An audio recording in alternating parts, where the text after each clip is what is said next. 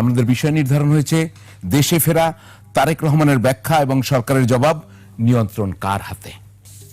আবার রিজভী সাহেব বললেন যে উপযুক্ত সময় তিনি ফিরে আসবেন। সরকারের দিক থেকে যে বক্তব্য আমরা পাচ্ছি যে তারেক রহমান সাহেব চাইলে একদিনই তারা পাসটা দিতে পারেন, ট্রাভেল পাস, এবং কোনো বাধা নাই।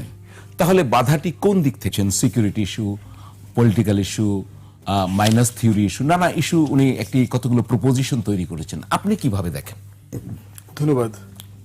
প্রথম কথা হচ্ছে যে তারেক রহমান ওনার পোস্টে যেই আশঙ্কার কথা উনি বলেছেন, এটার ব্যাখ্যা আসলে উনি ছাড়া আর কেউ দিতে পারবেন বলে আমি বোধ করছি না। দ্বিতীয় কথা হচ্ছে যে এই কথাগুলোর তো কিছু সত্যতা আছে। একটা হচ্ছে যে আপনি ক্রিটিক্যালি দেখতে পারবেন, সাসপিশিয়াসলি দেখতে পারবেন, অনেস্টলিও দেখতে পারবেন যে আমার একক সিদ্ধান্তে আসা সম্ভব না। কথা তো সত্য। উনি তো পার্টির একটা ফোরাম আছে, ওনার স্ট্যান্ডিং কমিটি আছে, ফ্যামিলি আছে, একটা কালেকটিভ ডিসিশন মেকিং জায়গা তো আছে, ওনার অ্যাডভাইজার আছেন। আমি বিশ্বাস করি যে উনি গুড ফেইথে কথাগুলো বলেছেন যে এরকম একটা সময়ে উনি কখন আসবেন না আসবেন সেটা একটা কালেকটিভ ডিসিশন মেকিং এর জায়গা এখানে আছে। সুব্রত বাইন নামে এই যে আপনার একটা ক্রিমিনাল গ্রেফতার হইল গত কয়েক মাস আগে যৌথ বাহিনীর হাতে, আপনার মনে আছে?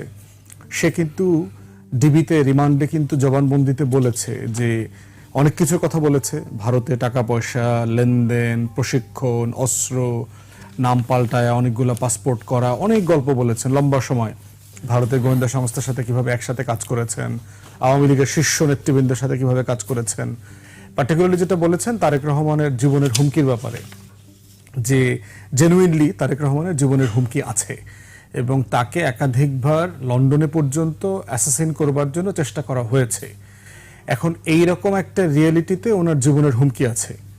বিএনপির যে নেতৃত্বের কাঠামো, এই কাঠামোতে কিন্তু উনি এখন খুব গুরুত্বপূর্ণ ফিগার হয়ে গেছেন। মানে ওনার অবর্তমানে কিন্তু অলরেডি দলে অনেকগুলো প্রশ্ন আসছে যে উনি কেন তাড়াতাড়ি আসছেন না। গত এক বছর থেকেই আলোচনাটা কিন্তু আছে। বেগম জিয়া বয়স হয়ে গেছেন, উনি এখন প্রচন্ড রকম অসুস্থ, ওনার জন্য আমরা সবাই দোয়া করছি। তো সেই রকম রিয়ালিটিতে প্রত্যাশা হচ্ছে উনি ইমিডিয়েটলি ফিরে আসবেন, কিন্তু আবার নিরাপত্তার হুমকিটা আছে। এবং নিরাপত্তা হুমকি আছে বলে আপনার মনে থাকার কথা, গত 1-2 মাস আগে আমরা দেখেছি যে উনি স্পেশাল প্রোটেকশনের জন্য গাড়ির আবেদন করেছেন, বুলেট প্রুফ গাড়ি, অস্ত্র ক্যারি করবার জন্য আবেদন করেছেন। তো সেই জায়গাগুলো কোনোভাবে ছোট করে দেখবার সুযোগ নাই। এর বাইরে হচ্ছে যে আমি যেহেতু ইংল্যান্ডে আপনার লিগ্যাল প্র্যাকটিস করেছি, সেখানে আমি ধারণা করছি যে উনি অ্যাসাইলাম ক্লেম করে সেখানে আছেন। তো অ্যাসাইলাম গ্রান্ট হলে যেটা হয়, ওই ডকুমেন্টটাতে লেখা থাকে যে আপনি এখানে থাকতে পারবেন এবং এই ডকুমেন্টটা দুনিয়ার সব জায়গাতে নিয়ে আপনি ট্রাভেল করতে পারবেন এক্সেপ্ট কান্ট্রি অফ অরিজিন। মানে যেই দেশের ভয়ের কারণে, গভর্নেন্সের কারণে আপনি ওই দেশে যেতে পারেন না, ওই দেশে আপনার যাওয়ার একটা বার থাকে। তো অ্যাসাইলাম ডকুমেন্টে এটা লেখা থাকার কথা যে উনি বাংলাদেশে আসতে পারবেন না, জেনুইনলি থাকে। কারণ হচ্ছে যে আপনি বাংলাদেশে জীবন হানির সম্ভাবনা আছে বলেই তো আপনি ওই রাষ্ট্রের কাছে নিরাপত্তা চেয়েছেন। তো অতএব জেনুইনলি তারা বলবে যে আমাদের নিরাপত্তার শর্তের ভিতর একটা শর্ত হচ্ছে যে আপনি বাংলাদেশে যেতে পারবেন না, অন্য যে কোনো দেশে যাবেন, ঘুরবেন, কোনো সমস্যা নাই। যদি না উনি ব্রিটিশ পাসপোর্ট নিয়ে থাকে, আমরা জানি না উনি ব্রিটিশ নাগরিকত্ব নিয়েছেন কিনা, বাট অন্য বিভিন্ন সময় শুনেছি যে উনি নেন নাই। উনি লন্ডনে এখন অ্যাসাইলামের উপর ভিত্তি করে হয়তো পার্মানেন্ট রেসিডেন্সি নিয়ে আছেন। তো সেখানে ওনার এক্সিস্টিং ট্রাভেল ডকুমেন্ট দিয়ে উনি বাংলাদেশে আসতে পারবেন না। সেই জায়গাতে হতে পারে যে মাননীয় পররাষ্ট্র বিষয়ক উপদেষ্টা যিনি বলেছেন, তো সেই ডকুমেন্টে যদি উনি আসতে না পারেন তাহলে বাংলাদেশ সরকার ওনাকে একটা ট্রাভেল ডকুমেন্ট পাস ইস্যু করে দেবে। জি, তো ইস্যু করে দিলে উনি আসতে পারবেন। কিন্তু টেকনিক্যাল প্রবলেম হচ্ছে এই আসা যাওয়ার মধ্য দিয়ে ওনার ইংল্যান্ডে থাকার যে রাইট আছে সেটা ক্ষুণ্ণ হবার একটা সম্ভাবনা আছে। তো সেই রকম একটা লিগ্যাল জটিলতাও থাকতে পারে, এটা আমি ধারণা করছি, জাস্ট লিগ্যাল অ্যাজাম্পশন থাকতে পারে। তো এর বাইরে হচ্ছে যে আর বাকিটা হচ্ছে যে পলিটিক্যাল রিয়েলিটি। উনি জানেন উনি এবং ওনার পরিবার গত 17 বছর কি ধরনের নির্যাতনের মধ্য দিয়ে গেছেন, যে উনি নিজে রিমান্ডে নির্যাতনের শিকার হয়েছেন। যৌথ বাহিনী, ডিজিএফআই, এনএসআই, ডিবি সবাই মিলে ওনার উপর যে টর্চারটা করেছেন 1/11-এর সময়, সেই টর্চারের গ্লানি কিন্তু ওনাকে এখনো নিতে হচ্ছে। ওনার শরীর এখনো পুরোপুরি সুস্থ না, সেটার দাগ এখনো রয়ে গেছে। জিয়া পরিবারকে, প্রত্যেকটা পরিবার কিভাবে এটার জন্য এই নিষ্ঠুরতার, আওয়ামী আমলের নিষ্ঠুরতার শিকার হয়েছেন। ভাই মারা গেছে এক্সাইলে, মালয়েশিয়া থাকা অবস্থায়।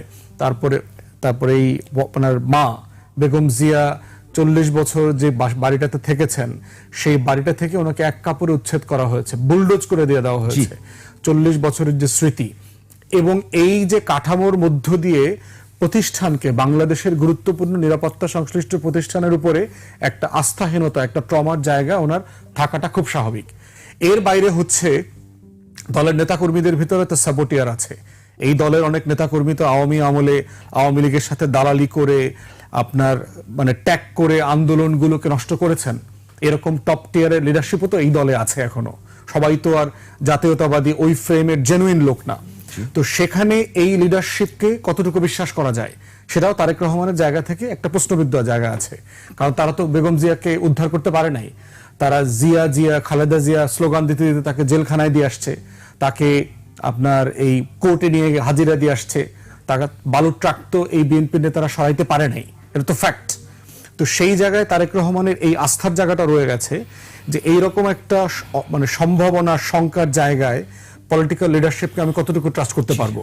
তো এই সবকিছু মিলিয়ে উনি এই বাস্তবতাটা ভালো জানেন যে ওনার মতো একটা জায়গা থেকে আমার এখন দেশে ফেরাটার ভালো খারাপের জায়গাটা কোন দিকে, পাল্লাটা ভারী। এবং আমি বোধ করব যে এটা একান্তই তার ডিসিশন, তার দলের ডিসিশন, কালেকটিভ ইন্টারেস্টে তারা দেখবে। বাট আমার বিশ্বাস যে ন্যাশনাল এক্সপেকটেশনটা যেটা আছে, জাতির একটা প্রত্যাশার জায়গা আছে, আমার বিশ্বাস সেটা উনি বিবেচনায় নেবেন। জি, আমরা আবার একটু আসতে চাই আপনার কাছে ফাহিমা নাসরিন মুন্নি। কয়েকটি প্রপোজিশন, আমরা কিন্তু পুরাটাই বলছি এগুলো প্রপোজিশন, আমাদের ধারণা, আমরা চিন্তা করতে পারি। সেক্ষেত্রে সিকিউরিটি কনসার্ন একটা বড় বিষয় হয়েছে, লিগ্যাল বিষয়ও বলেছেন ব্যারিস্টার ফুয়াদ। আমি একটি কথা বলছি, ফুয়াদ একটা আরেকটি প্রপোজিশন ড্র করেছে, যেটি আমি মনোযোগ দিয়ে শুনেছি, যে ইনসাইড পার্টি কোনো আশঙ্কার জায়গা আছে কিনা, number 1। Number 2, out of the country কোনো আশঙ্কার জায়গা আছে কিনা, inside the country out of the party কোনো আশঙ্কার জায়গা আছে কিনা। সেই আশঙ্কার জায়গাগুলো যদি আপনার ধারণায় থাকে, নাম্বার 1। নাম্বার 2, এই যে উনি সিকিউরিটির জন্য নানা ইনস্ট্রুমেন্টের জন্য আবেদন করছেন, সেটি কতদূর পাচ্ছেন, রাষ্ট্রের সেই সিকিউরিটি এনশিওরে আপনারা কনফিডেন্ট কিনা? সিকিউরিটি কনসার্ন, সেটা তো অবশ্যই একটা সিকিউরিটি কনসার্নের ব্যাপার থাকবে। কারণ এখন আজকে বাস্তবে যেই অবস্থাটা বিরাজ করছে, এখানে আন্তর্জাতিক চাপের ব্যাপার আছে, আমাদের আভ্যন্তরীণ সমীকরণের ব্যাপার আছে, রাজনৈতিক যেই প্রপোজিশন আছে সেগুলো কনসিডারেশনে নিতে হবে, এবং সেই সাথে অন্যান্য আরো যেই ওয়েস্টেড কোয়ার্টার্স এবং কর্নারগুলো আছে, তারা আসলে কি রকম মনোভাব পোষণ করছেন, এবং কারো মনে ওই যে যেমন একজন টেররিস্টের কথা আমার ভাই বললেন, ছোট ভাই বললেন, সেই রকম ঘাপটি মেরে আরো কোথাও কে কিভাবে আছে, এটা we don't know that. Maybe inside the party, না, ইনসাইড দ্য পার্টি না, আমি সেটা বলছি না। আমি বলছি যে যারা যেই জিনিসগুলো যে আঞ্চলিক আভ্যন্তরীণ, এখন অঞ্চলের কথা যদি আপনি বলেন, তো আমাদের ভূ রাজনৈতিক যে অবস্থার পরিপ্রেক্ষিত এখন বিরাজ করছে, অতীত থেকে যদি এই পর্যন্ত আসেন, আমাদের দেশনেত্রী কি বলেছিলেন, বালুর ট্রাক দিয়ে যখন আটক করে রেখেছিল, আমরা উদ্ধার করতে পারিনি, কিন্তু সেখানে 1000-এর উপর নেতাকর্মী তো গুম হয়েছিল, হাজার হাজার আমাদের নেতাকর্মী তো খুন হয়েছে। এটা আর অন্য দলের বেলায় কি আপনি বলতে পারবেন? তারপরও তো আমরা সভা সমাবেশ, কথা বলার অধিকার, সভা করেছি। তো যাই হোক, এটার বিষয়টা হচ্ছে কি, একটা ফ্যাসিস্ট সরকারের মুখোমুখি আপনি যখন দাঁড়াবেন, ভয়ের একটা সংস্কৃতি সমাজে এবং রাষ্ট্রে যখন চাপিয়ে দেয়া হবে বিভিন্ন কালো আইনের নামে, ডিজিটাল সিকিউরিটি আইন বলুন, সাইবার সিকিউরিটি, সেটা তো আমরা জানি। না, ওই যে কথাটা বলেছেন উনি, আমি ওইটা এক্সপ্লেন করছি যে আমরা ওইটা এত সহজ আর সোজা না যে বলে দিলাম যে আপনারা তো পারেননি। ওই সময় আমাদের দেশনেত্রী উনি একটা কথা বলেছিলেন, যখন শত শত, আমি গিয়েছিলাম, শত শত পুলিশ দিয়ে ওনাকে যখন গুলশানের পার্টি অফিসে আটক করে রাখা হলো, বলেছিলেন, কি বলেছিলেন মনে আছে আপনার?